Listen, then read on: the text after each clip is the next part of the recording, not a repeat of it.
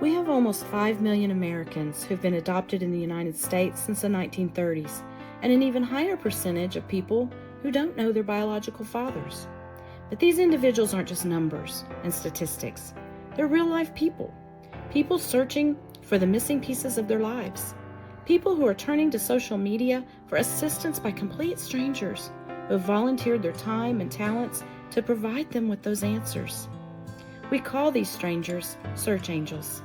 And with the bravery of those searchers and the skills of the angels, they're reuniting families and solving decades-old mysteries. These are their stories. Join us on the journey to discovery. I'm Kathy Williams, and this is Search Angel Chronicles.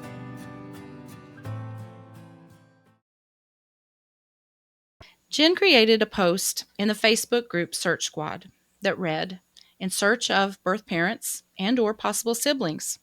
I was born April of 1974 in Louisville, Kentucky. I was born a month early, 5 pounds, 7 ounces. My left knee and leg were limp at birth, but no abnormalities. I was in the hospital for 10 days, then placed in foster care. I was named Nicole Marie, but my adoptive parents changed my name to Jennifer. I was placed with my adoptive parents in July of 1974, and the adoption was finalized in 75 in Louisville, Kentucky. The adoption was done through the Department of Children's Welfare. I have a genetic blood disorder called hereditary spherotosis, and she'll correct me if I pronounce that wrong. Her birth mother was approximately 5'7" tall, 17 years old, with brown hair and a fair complexion. She was an 11-year pianist, and she had 2 sisters. She knew that her birth father was 18 years old, approximately 6'3", tall, dark hair and eyes, medium complexion. He was a high school graduate in the service and liked to work on cars. DNA testing was done through MyHeritage, and the closest match is only 192 centimorgans. Thank you, Jen, for joining us today and for being willing to share your story. Will you tell us a little bit about yourself? I am currently living in Florida. I'm 50. I've known I was adopted my entire life, but it's always been something that I've wanted to know more of. I've always felt something's missing in my life. So it, I've just, when I had my first child, it really opened my eyes, and I still waited, but I finally got the nerve up to want to find my birth Okay. parents. And So you created that post in 2020, right at the height of the pandemic, and people are finding themselves at home, either working from home or without a job and at home, and they had lots of free time on their hands. And we did get quite a few more search requests during that time period. But what caused you to decide to begin your search and post during that time? actually, I think too, the pandemic, a lot on my mind, free time, even though I was still working. Um, but then I had friends that actually bought me a year membership and the testing kit to do Ancestry. So that's when I really jumped on board. But I guess I did put the post before I did Ancestry. Okay.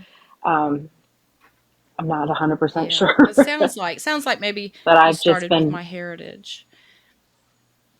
I did. It was a free test that was given Yeah. to the So one of the things that my adopted. heritage did not long after they started is they gave out free tests, free kits to adoptees. I don't remember the That was number, me. but it was a fairly large number, and that was wonderful. But there were the negative side of that is that now we've got a ton of adopted people on my heritage who don't know who they are. And, we need matches who do know who they are. And so it was this wonderful, um, opportunity that they gave a lot of people. But it did have some setbacks. And so I know that you were probably encouraged to also test it Ancestry. So you've always Yeah. known you were adopted, or at least from a pretty young age. Um, and is your Yeah. adopted mother still living? And was she Yes. on board with you Yes. searching? Not a hundred Yeah, it's percent. hard for him. She's very iffy. Yeah. It's a really Yeah. delicate bridge that we maneuver when we're making that decision to search, and we've got our biological family. We're thinking about finding them. We've got this adopted family, and we don't want to hurt anybody's feelings. We don't want to disrespect anybody, and it's a tough thing to have to make that decision. Um so you Very. posted in Search Squad asking for help, and that's when Jennifer McClure um, offered to help you. Jennifer is a search angel and a genealogist, a genetic genealogist, and she's been volunteering with Search Squad for quite some time now. So, Jennifer, can you tell us what brought you to volunteering to do this kind of work? I think it was 2019. Like, I've always been into genealogy for as long as I can remember, traipsing around cemeteries and all the things. But a family member did a DNA test and got some surprising results when it came back. So it was hard. Um, so that prompted me to dive in and learn all that I could to help them piece it together and figure out the why. I love puzzles, I guess. So this it just suits me. So in turn, when I learned it so easily, I guess I was like, okay, I finally found my passion, and it's what I've done ever Yeah, since. It's lots of people. right. Yeah. I mean, it really is rewarding. And so you picked up her case, and you saw that Mhm. she had tested at my heritage. um, so some people have this misunderstanding in Search Squad that we assign cases. They want a search angel to be assigned to their case, and that's just not really how we Mhm. operate.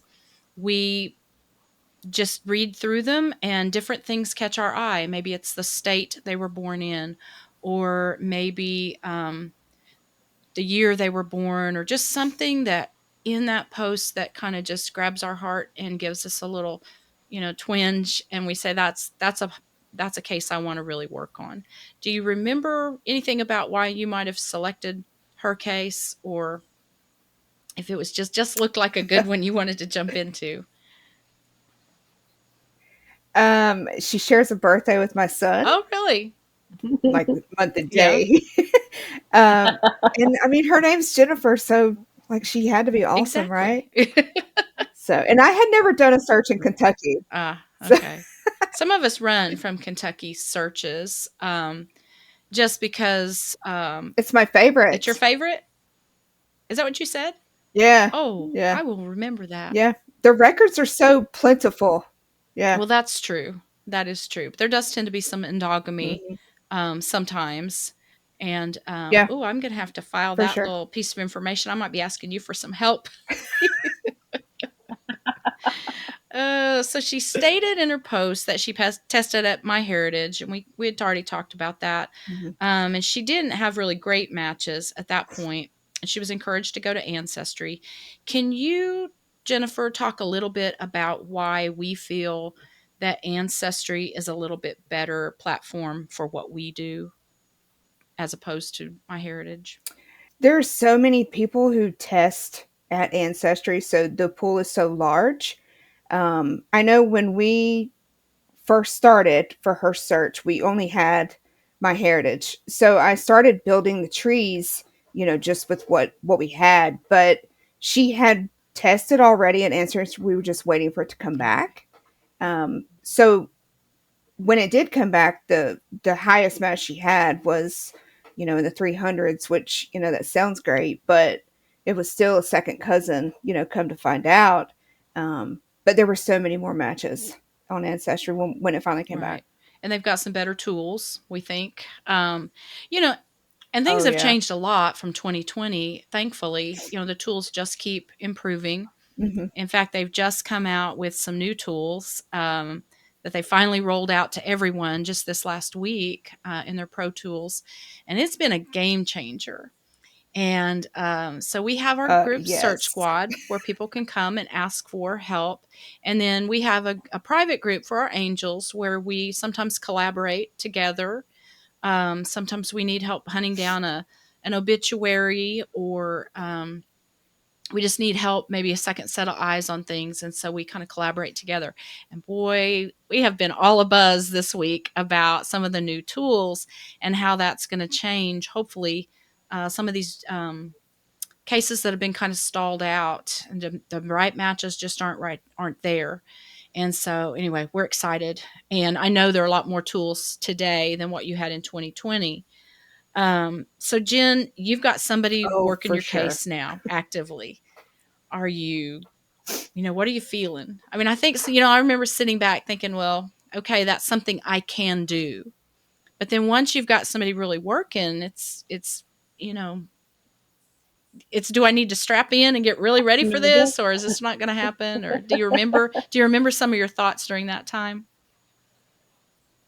I was excited, but I was nervous at the same time, just not sure what's to Yeah. come. And I know that my adoptive mom, again, is not 100% on board. So my, I just didn't want to ruffle Right. feathers, but I was excited for myself. I felt that this was the Yeah, time. absolutely. It was time. My adopted mom really pushed for me to find my family. She died when before I turned 30. And she was like, well, we need to find your family. You're too young to be alone. And I wasn't Oh, really ready. And, but anyway, she was very excited about the prospect of finding my family. And of course, she died long before DNA, came along. But I often think if she were alive, even though that's what she thinks she wanted, I know her well enough to know that that would have been difficult to, have to kind of share me or hear me call another person my mom, or, something like that. And so right. it's hard. It's hard to know what's right or wrong. So I know it takes a lot of bravery to make that decision. So, Jennifer, you were able to identify Jen's birth mother first. Is that correct? Yeah. And you did that by DNA. Yep. Finally got her identified. Okay. Hmm. And so Yeah, solely by DNA. how certain are you that you found the right person? Jennifer, do you remember? I was pretty confident with what little bit. I don't.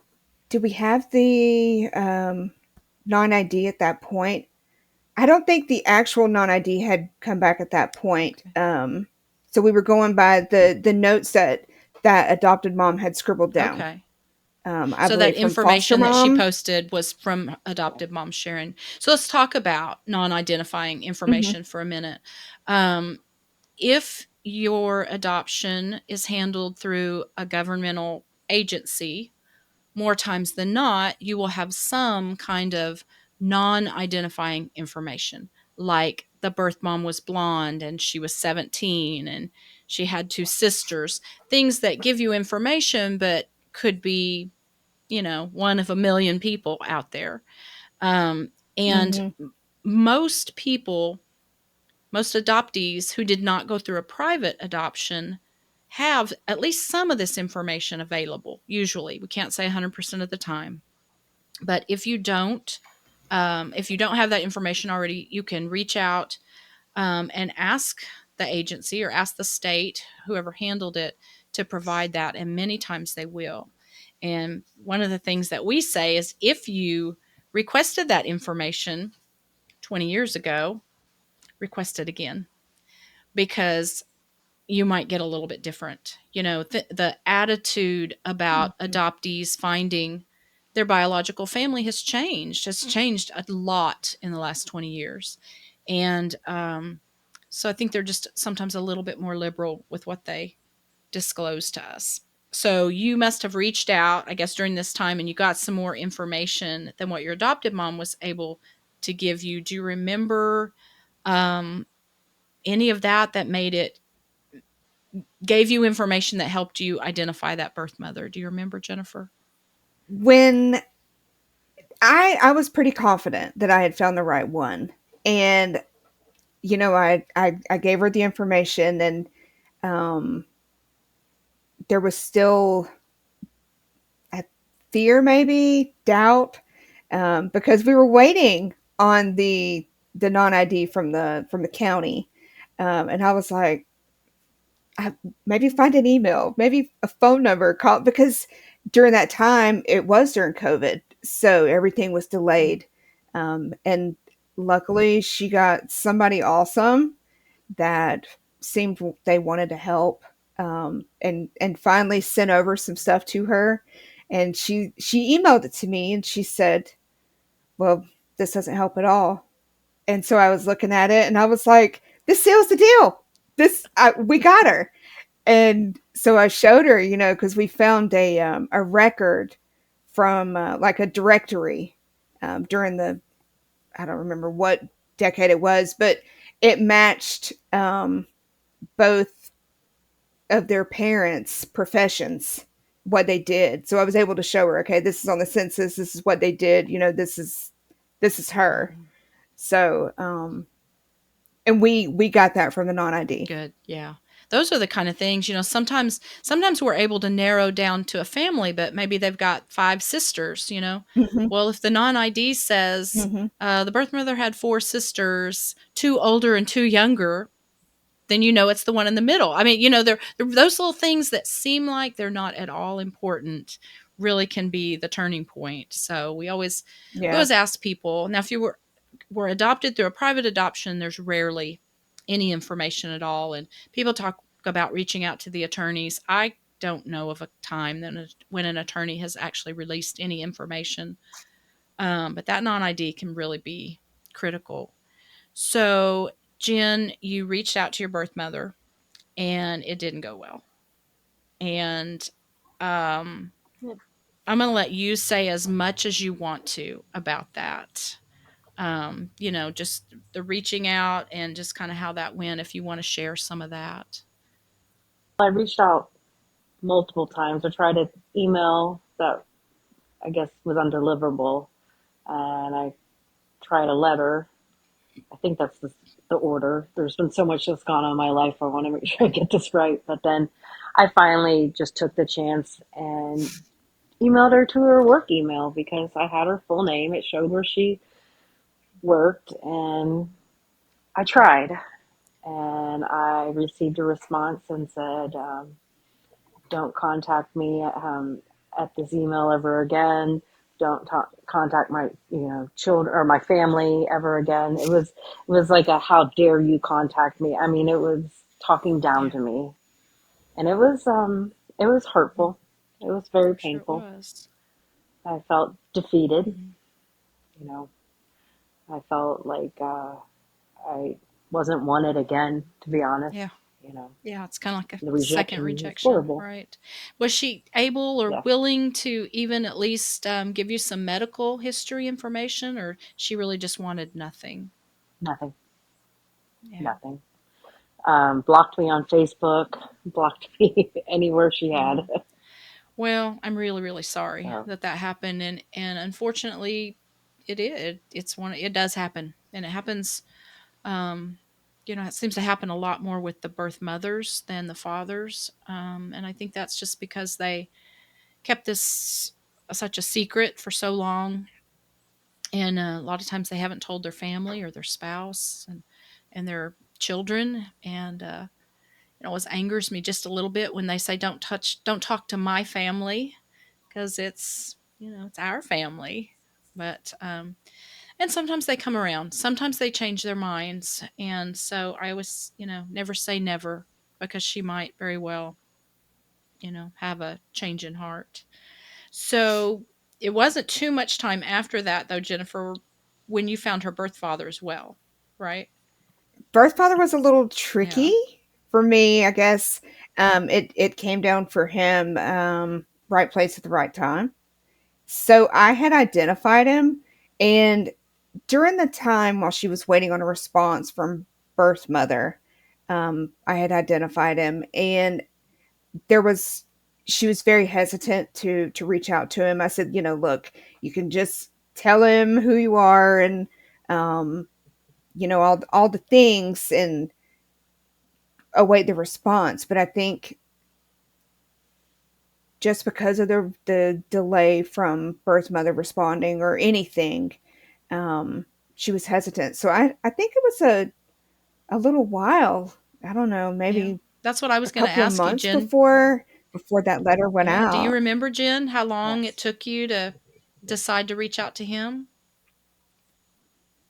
It took a while. It was a few months. I struggled with knowing that he was married the same year I was born to someone else. I didn't want to mess up something that they're still married, so I didn't want to Right. interfere. So it was just so much fear of knowing, like, well, if I reach out, am I going to mess up a Yeah. family? Yeah. You know. So, Jennifer, you were But able, Jennifer talked me yeah, you into were it. able to determine he was married and had gone on to have more children and all of that in your Mhm. records. And it is really, really scary to reach out to somebody who was married. He wasn't married to this woman when you were conceived, but you're not exactly sure of all the timing. And it is. You don't know. Am I gonna, am I gonna mess up a marriage? Am I going to, you know, rock the boat in some way? And it is Mhm. terrifying. And I went through that myself, and I waited a very, very long time before I made the decision. But somewhere along the way, I don't think we go into this ever thinking, well, I don't care what the consequences are. I just want to know. Most of us battle a long, hard time, trying to make the right decision. And but at the end of the day, we have a right to try to confirm, who we are. So you do finally reach out to him and tell us about how that went. Did you send a letter? Yeah. Yes, I sent a letter. I sent a certified letter. It took forever. I didn't know if it was ever going to be received, but I received voicemails from random numbers, and then I listened. The first one was from my birth father's phone, and it was his wife crying, and I could hear my dad in the background crying, and they're like, "We've always known about you. Please call us back. We've been waiting for this day." I mean, I still have the voicemails. She hung up and then called me from her phone and proceeded to, say who she was again and to please give us a call. I mean, just the excitement and hearing my dad in the background was just so overwhelming and so exciting Yeah. all at the same Yeah. time. Of course, I called Well, that Jennifer. was my next question is, we always say we want to be a fly on the wall, and especially when it goes well. So you call her and you let her know what's going on. Did you talk to Jennifer before you returned calls to them? Do I don't remember. I can't recall. I think you called me, and then I we were just like ecstatic, and you said, "Okay, well, I'm gonna call him back Yeah. now." Because I think you're think right. the shock had, deep breath. Yeah. So Yeah, I think I had to get it out and be like, Yeah. "Ooh," So she but tells you on the phone that they knew about you. So tell us more about that. Tell us, what they knew. They obviously knew about the adoption, but so many times birth fathers don't. They really don't have a clue. And so tell us about that, what they knew and how that affected their lives. he didn't have a clue until pretty much after I was born. Um, he was in the military. He was actually in the infirmary, and an attorney came and told him that she had had a baby and that he needed to sign his rights, away. and he wouldn't do it right away. He tried to fight for me.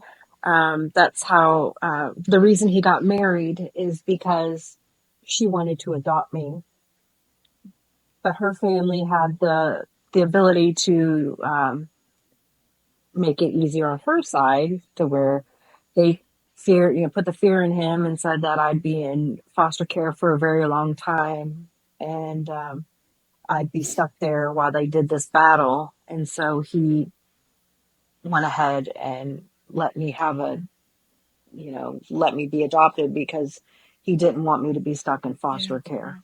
So it was a struggle for him and for Yeah. his Yeah. wife. It gives me So chills that, his wife was willing to fight for you too, So does their complete acceptance of you, does that kind of take the sting out a little bit of your mother's rejection? absolutely, absolutely. I think that it was meant to be. My adoptive father passed away when I was 19. So I think this is who I needed in my life. This is, I, it's just the amazement of how much they welcome me with open arms, and my siblings. I mean, it is, I don't even know how to explain it. To see people that look like Yeah. me and act like me, it really just pushed the birth mother to the Yeah. side, and I didn't worry So about it you do have anymore. siblings on your dad's So, side. Yeah. Do you want to tell yes, me about yes, I a have a, story you shared with me earlier when we talked was about a tattoo, and I thought it was just absolutely one of the sweetest things I'd ever heard. Would you share yeah. that with us? Of course. My birth father has a tattoo on his arm of three angels, but two are down a little lower, and one is a little bit more on the top, and that one is me. And he So, had that long before y- he got you back into his life. Yeah. How does that make you yes. feel that he I mean, I just can't imagine how special that must be. It's amazing. They've said that off and on through the years, they'd call my birth mom or her sister and beg for answers, tell us where she is. Of course, I don't think they knew where I No, probably was, not. but just that they always wanted. I mean, he's always wanted me in his Yeah. life. Wow. So, and his wife's so welcoming. I mean, she's my stepmom. I mean, it's just So amazing. she's just accepted you with open arms, even all these years later. She hadn't Hmm. wavered from that. And Nope.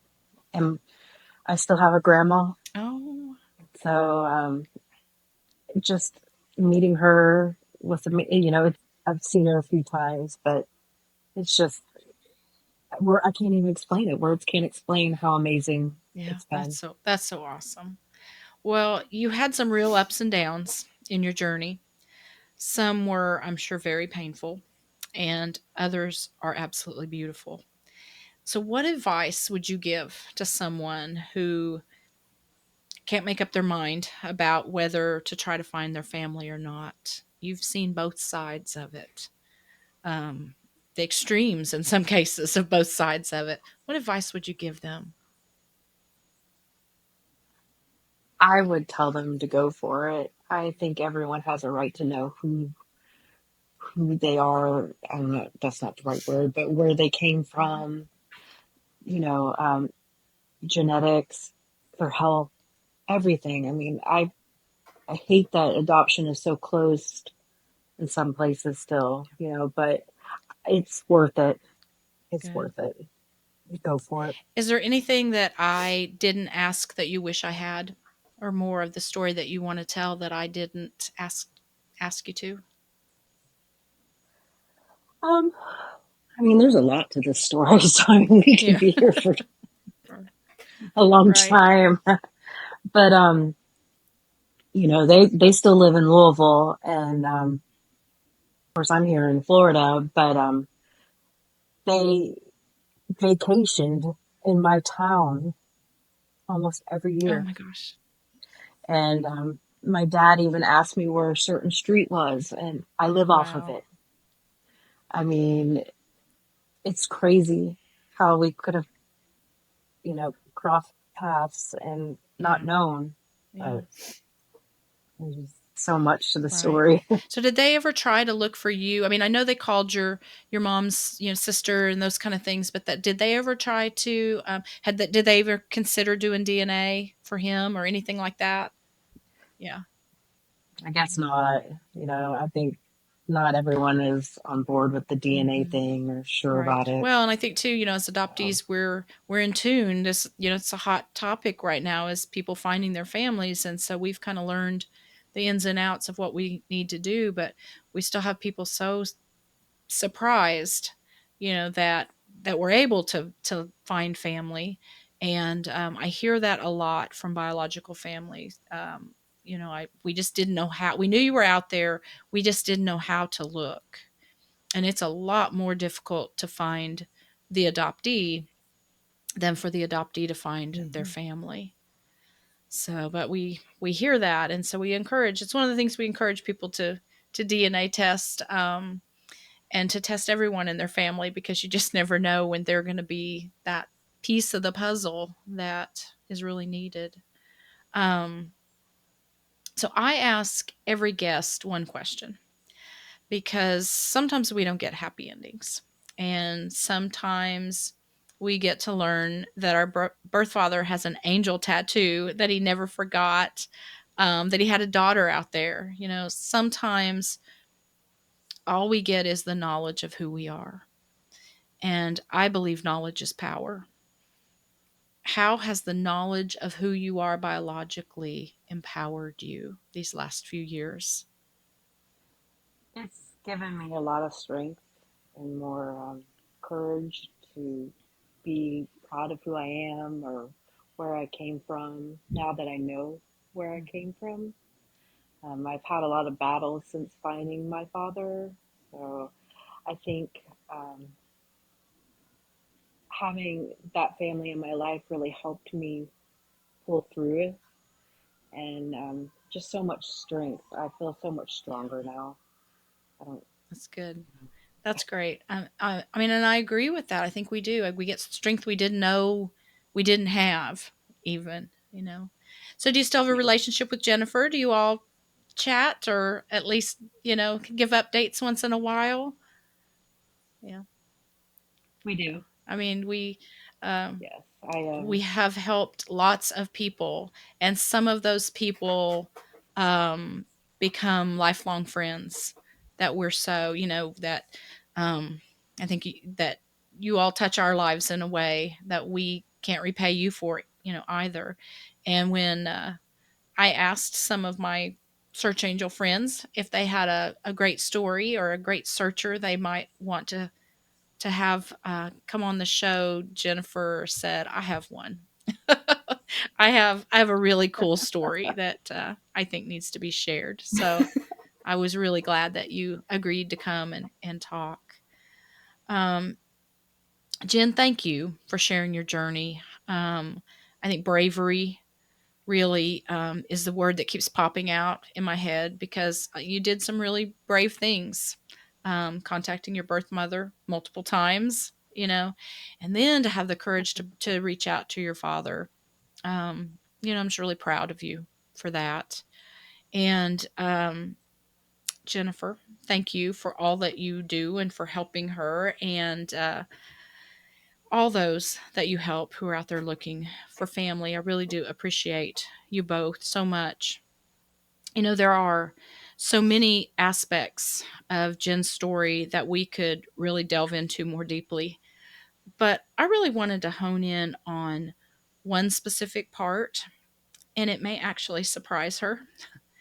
Um, we never get the privilege of knowing how a case is going to turn out in the end when we start looking.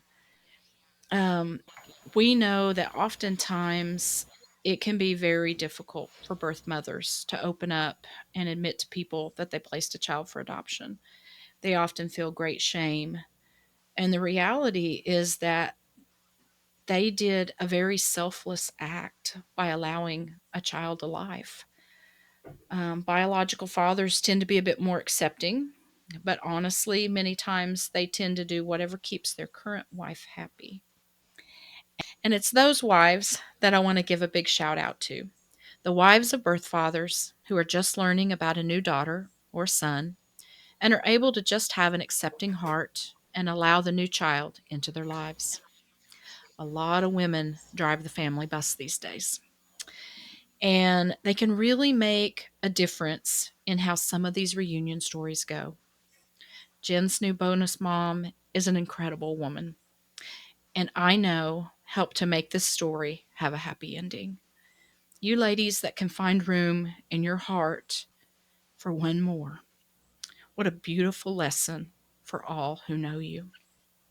Thank you for joining us for Jen's journey to discovery. I'm Kathy Williams, and this is Search Angel Chronicles. Jen's story about her birth father having a tattoo representing her life that he'd gotten long before he ever knew for sure he'd find her was the epitome of hope to me. And I went back and forth on what I thought was the best takeaway from her story. As I've already said, having a bonus mom who accepts you into the family is truly beyond a bonus. I got emotional while filming our interview and had to edit out a chunk because while I was talking about bonus moms in general, I couldn't help but think about my own. As DNA tests continue to be sold by the thousands, more and more individuals will be finding family. Birth mothers, I know many of you were told that your secret would be safe forever. And many of you may be feeling very betrayed by the system that told you that years ago. No one could have predicted the mysteries that DNA would uncover. Please know that your children want to find you, not so that we can put your secrets out on blast, but because we just want to be given the opportunity to say thank you for choosing life for us. I can't speak for all adoptees, but I've met a lot doing this work, and I can honestly say that most of us just want some closure, and particularly some health information.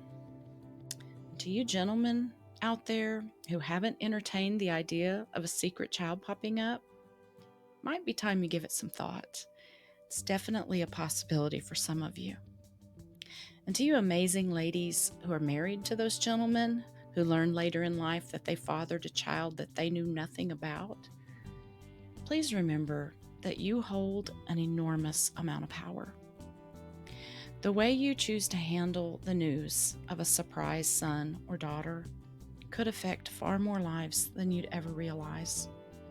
My prayer is that you'll be just as supportive as Jen's bonus mom was. Many of you are watching and listening on audio, and I hope you'll subscribe to my channel. And be sure to hit that like button so that you don't miss any new episodes. We'll be taking a break next week for the 4th of July holiday, so there won't be a new episode next Friday. But you'll want to be sure to join us the following week when we've got a really fun story about Karen and her trunk of treasures. Join us next time on the road to discovery.